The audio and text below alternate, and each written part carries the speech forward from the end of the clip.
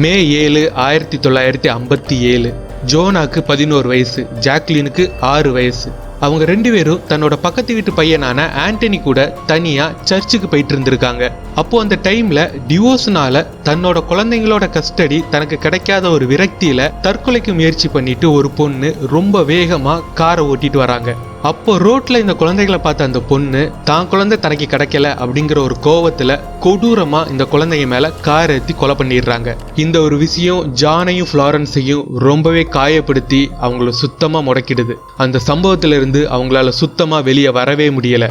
John அவருக்கு 9 வயசா இருக்கும்போது ஒரு நாவல்ல மறுபிறவியை பத்தி படிச்சிருக்காரு. அதுல இருந்து அவர் மறுபிறவியை ரொம்பவே ஸ்ட்ராங்கா நம்பியிருக்காரு.